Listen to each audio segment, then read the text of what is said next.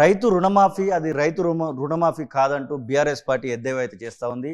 Ground report, ground reality కోసం వారికి సంబంధించినటువంటి కొన్ని నెంబర్లను అయితే ఇవ్వడం జరిగింది. ఆ హెల్ప్ లైన్ నెంబర్లకు వేలాదిగా కాల్స్ వస్తూ ఉన్నాయి, వేలాదిగా మెసేజ్లు వస్తూ ఉన్నాయి. ప్రభుత్వం చెప్తున్నటువంటి విధానానికి, రైతు రుణమాఫీ జరిగినటువంటి విధానానికి అసలు పొంతనే లేదంటున్నారు బీఆర్ఎస్ పార్టీ లీడర్లు. మనతో పాటుగా మాజీ ఎమ్మెల్యే పెద్ది సుదర్శన్ రెడ్డి ఉన్నారు. సార్, మీరు ప్రధానంగా చాలా విషయాలను ప్రస్తావించడం జరిగింది ప్రెస్ మీట్లో. ఎలాంటి పరిస్థితులు కనబడతా ఉన్నాయి రుణమాఫీ విషయంలో? ప్రధానంగా క్షేత్రస్థాయిలో రుణమాఫీ వర్తించిన రైతులు వారి సంఖ్య ఎక్కువ ఉన్నది. 50% లోపు మాత్రమే రుణమాఫీ వర్తిస్తూ ఉన్నది. అది ఇంకా తక్కువనే కావచ్చు, కానీ 50% పైబడినటువంటి అర్హులైనటువంటి రైతులను రుణమాఫీ అమలు చేస్తున్న పేరు మీద పెట్టినటువంటి నిబంధనలు సంఖ్యను తగ్గించేటువంటి విధంగానే ఉన్నాయి తప్ప చిత్తశుద్ధితో రుణమాఫీ చేసే విధంగా నిబంధనలు లేవు. సెక్రటరీలో కూర్చొని రేవంత్ రెడ్డి ప్రభుత్వము ఇక్కడ కూర్చొని ఎస్ఎల్బీసీ స్టేట్ లెవెల్ బ్యాంకర్స్ స్థాయిలో ఉన్నటువంటి అధికారుల దగ్గర లిస్టులు తెప్పించేసి రేషన్ కార్డు ప్రామాణికంగా పెడితే సంఖ్య ఎంత తగ్గుతుంది, ఆధార్ నంబర్ తప్పకుండా పెడితే ఎంత తగ్గుతుంది, పాస్బుక్ పరిగణలో తీసుకోకుండా ఎంత తగ్గుతుంది అనేటువంటి, ముఖ్యంగా అసైన్మెంట్ భూములలో కొర్రీలు పెడితే ఎంత తగ్గుతుంది, తర్వాత పెళ్లిగాని పిల్లలకు ఆనాడు రుణం పొంది పెళ్ళై ఆడపిల్ల అత్తగారింటికి పోయిన తర్వాత వాళ్ళని కూడా డిలీట్ చేస్తే వాళ్ళకు కూడా రేషన్ కార్డు ప్రామాణికం కండిషన్ పెడితే ఎంత తగ్గుతుంది, తర్వాత మైనర్ పిల్లలకి ఎగ్గొడితే ఎంత తగ్గుతుంది, ఈ పేరు మీద అనేక కఠినమైనటువంటి నిబంధనలు పెట్టి 50% పైబడి ఇవాళ రుణమాఫీ ఎగ్గొట్టే ప్రయత్నం చేస్తూ ఉన్నారు. కేసీఆర్ గారు ప్రభుత్వం ఉన్నప్పుడు ₹1,00,000 వరకు రుణమాఫీ ఏ పద్ధతులను అయితే చేయడం జరిగిందో వారందరికీ రుణమాఫీ చేయాలనేది బీఆర్ఎస్ పార్టీ డిమాండ్. కాబట్టి ప్రత్యేకంగా కాల్ సెంటర్ పెట్టినాం. ఇప్పటికీ 5,000 పైచలకు కాల్స్ వచ్చినాయి, 44,000 పైచలకు మెసేజ్లు, అది వాట్సాప్లో మెసేజ్లు కానీ టెక్స్ట్ మెసేజ్లు కానీ ఇతర పద్ధతుల్లో కంప్లైంట్స్ వచ్చినాయి.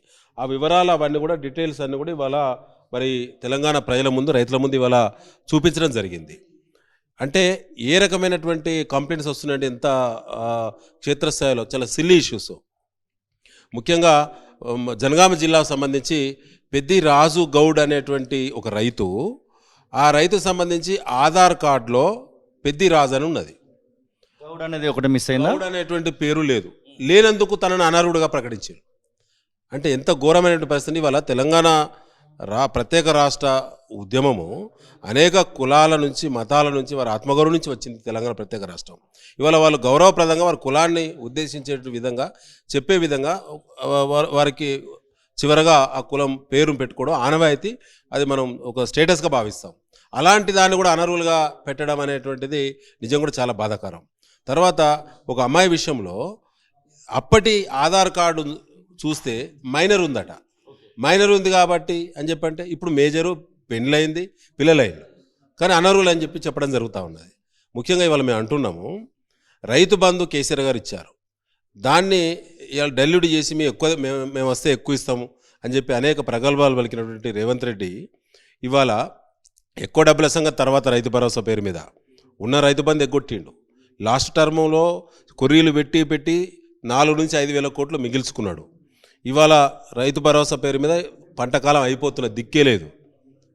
ఇవి కలిపి బోనస్ ఎగ్గొట్టి, బోనస్ కలిపి అన్నీ కలిపి ఇవాళ రుణమాఫీ పేరు మీద డబ్బులు బ్యాంకులకు చెల్లించే ప్రయత్నం చేస్తూ ఉన్నాడు.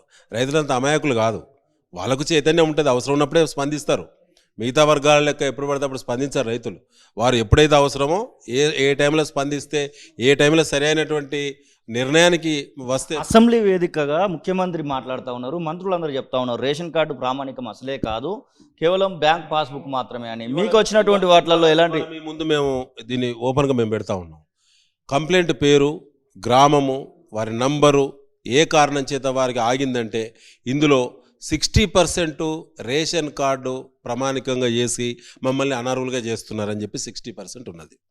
ఈరోజు 1B పేరు మీద కూడా క్రాప్ లోన్లు తీసుకునే ఆనవాయితీ ఉన్నది.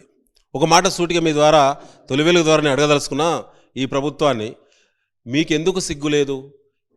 రైతు భరోసాను మీరు సగం ఖర్చు తక్కువ చేసి డబ్బులు మిగిల్చుకుని ఆదా చేసే కుట్రలో భాగంగా మీరు హెలికాప్టర్లలో గాల్లో తిరుగుతూ జిల్లాలలో సభలు పెట్టి అభిప్రాయ సేకరణ తీసుకుంటారు కదా. రుణమాఫీ విషయంలో మీరు ఎందుకు జిల్లాల్లో సభలు పెట్టలేదు? బ్యాంకుల వారిగా సభలు పెట్టలేదు రైతుల చేత, గ్రామాలలో ఎందుకు సభలు పెట్టలేదు, వాళ్ళ అభిప్రాయం క్షేత్రస్థాయిలో ఎందుకు తీసుకోలేదు, క్షేత్రస్థాయిలో ఎవరెవరు అర్హులు ఆ గ్రామంలో పల్లెల్లో గ్రామసభ ఎందుకు నిర్వర్తించలేదు, సెక్రటరీలో కూర్చొని నిర్ణయం చేస్తే గిట్లే ఉంటుంది. కాబట్టి వాళ్ళ ఆలోచనే ఎగ్గొట్టే ఆలోచన, వాళ్ళ ఉద్దేశం మొత్తం కూడా ఏ విధంగా 60% ఎగ్గొట్టాలి, ఏ విధంగా ఇళ్ళకెళ్ళి బయటపడాలనేది వాళ్ళ ప్రయత్నం. కాబట్టే ఇవాళ ప్రతి బ్యాంకు వాళ్ళ బ్రాంచ్ల వారిగా వారి యొక్క మరి అడాప్షన్ విలేజ్ల వారిగా రైతుల సభలు నిర్వహించాలని చెప్పి ఇలా బీఆర్ఎస్ పార్టీ డిమాండ్ చేస్తూ ఉన్నది. వచ్చినటువంటి ఈ మొత్తం కంప్లైంట్స్, దీనికి సంబంధించినటువంటి కాల్స్ విషయంలో ఏదైనా బీఆర్ఎస్ పార్టీ ఉద్యమానికి లేవనెత్తబోతా ఉందా? ఎందుకంటే చాలామంది రైతులను మీరు కాంటాక్ట్ చేసినట్టున్నారు, చాలామంది రైతులు మిమ్మల్ని కాంటాక్ట్ చేసినట్టున్నారు. మొత్తానికి ఒక డేటా మాత్రం మీ దగ్గరకు వచ్చింది. వీరికి సంబంధించినటువంటి విషయంలో బీఆర్ఎస్ పార్టీ ఎలాంటి యుద్ధ ప్రాతిపదికన పనులు చేయబోతా ఉంది? ఇది మా తెలంగాణ భవన్ కేంద్ర పార్టీ కార్యాలయం నిర్వహించినటువంటి మరి వారు ఇచ్చినటువంటి అందుబాటులో రైతులకు సేవ చేసేటువంటి భాగంలో ప్రత్యేకంగా ఇచ్చినటువంటి సెల్ నెంబర్ ఏదైతే మన టోల్ ఫ్రీ నెంబర్ ఇచ్చినామో దానికి వచ్చినటువంటి కంప్లైంట్స్ ఇవి. ఇంకా క్షేత్రస్థాయిలో బీఆర్ఎస్ పార్టీ వెళ్ళలేదు, ఎందుకంటే 2వ విడత ఇటీవల అయింది, ఇంకా 3వ విడత చేయాల్సింది 2 లక్షల వరకు చేస్తామని అంటున్నారు. దాంట్లో ఎన్ని కొర్రీలు పెడతారు? 3వ విడత అయిన తర్వాత కానీ వచ్చేటువంటి క్లారిటీని బట్టి కేసీఆర్ గారి నాయకత్వంలో రాష్ట్ర పార్టీ సీనియర్ నాయకులు ఒకసారి సమీక్షించుకొని ఆ టీం అంతా కూడా పనిలో ఉంటుంది. కానీ మీ ద్వారా మేము మాత్రం భరోసా మేము ఇస్తాం. ఇది రుణమాఫీ వర్తించిన రైతుల ఆందోళన వద్దు, మీకు మద్దతుగా కేసీఆర్ గారు ఉంటారు, మీకు మద్దతుగా బీఆర్ఎస్ పార్టీ ఉంటుంది. తప్పకుండా కేసీఆర్ గారు మరి ఆనాడు ఏ నిబంధనలు లేకుండా బ్యాంకరు ఏ దృక్పథంతో అయితే ఏ ఆలోచనతోటైతే రుణాన్ని వ్యవసాయం కోసమే పంట రుణం ఇచ్చిందో వాళ్ళందరికీ రుణమాఫీ వర్తించే విధంగా బీఆర్ఎస్ పార్టీ రైతుల మద్దతుగా పోరాటం చేస్తుంది. సో విజయుడు మీ పార్టీకి సంబంధించినటువంటి ఎమ్మెల్యేగా ఉన్నాడు. నిన్న ఒక అవమానం జరిగినటువంటి సందర్భం, ఒక ప్లేస్కి వెళ్ళినటువంటి సందర్భంలో అధికారులు విజయుడిని అరెస్ట్ చేసి అక్కడ కాంగ్రెస్ పార్టీ నుంచి పోటీ చేసినటువంటి సంపత్ కుమార్కు ఆందోళనకి ఇచ్చినటువంటి సందర్భం కనబడుతుంది. మీ పార్టీ ఎమ్మెల్యేలు ప్రోటోకాల్ విషయంలో చాలాసార్లు పలుమార్లు స్పీకర్ కూడా కంప్లైంట్ చేసినటువంటి సందర్భాన్ని మనం చూస్తూ ఉన్నాం. ఈ విషయంలో ఎట్లా ముందుకు పోవాలనుకుంటున్నారు? సబితా ఇంద్రారెడ్డి గారి దగ్గర అదే జరిగింది, విజయుడు గారు దళిత శాసనసభ్యుడి దగ్గర అదే జరిగింది. వారు ఓడిపోయినటువంటి వారికి అందలం ఎక్కిచ్చే ప్రయత్నం చేస్తూ ఉన్నారు, గెలిచినటువంటి వాళ్ళను అవమానపరిచే ప్రయత్నం చేస్తూ ఉన్నారు. మరి బీఆర్ఎస్ పార్టీలో కూడా ఓడిపోయినటువంటి వాళ్ళు గెలిచిన శాసనసభ్యుల దగ్గర కూడా అట్లా చేస్తే ఎట్లుంటుందో రేవంత్ రెడ్డి గారి ప్రభుత్వం ఒకసారి ఆత్మవిమర్శ చేసుకోవాల్సిన అవసరం ఉంటుంది. ప్రోటోకాల్ డెఫినెట్గా ఏ ప్రభుత్వం ఉన్నా ఏ పార్టీ ప్రభుత్వంలో ఉన్నా ఎవరి గౌరవం వారికి ఇవ్వడం అనేది సంస్కారం, అది మంచిది. సో అట్లా దళిత శాసనసభ్యుడు విజయుడిని అదొక రకంగా నిన్న అవమానపరిచినట్టు, ఎందుకంటే తన నియోజకవర్గంలో తను ప్రారంభం చేసేటువంటి అవకాశం, అధికారం, హక్కు తనకు తప్పకుండా ఉన్నది, అది ప్రాథమిక రైటు. సో తనను నిన్న అది హ్యూమిలేట్ చేయడం అనేది బీఆర్ఎస్ పార్టీ ఖండిస్తూ ఉన్నది. ఇది పెద్ది సుదర్శన్ రెడ్డి గారు చెప్పిన మాటలు. ఖచ్చితంగా తెలంగాణ రాష్ట్రానికి సంబంధించి రైతు రుణమాఫీ విషయంలో మా యొక్క పోరాటం ఉంటుందనేటువంటి మాటనైతే వారు చెప్తున్న పరిస్థితి. కెమెరా పర్సన్ సతీష్తో శ్రీనివాస్, తొలి వెలుగు, హైదరాబాద్. అసలైన తొలి వెలుగు. ఫాలో వాట్సాప్ @తొలి వెలుగు అఫీషియల్.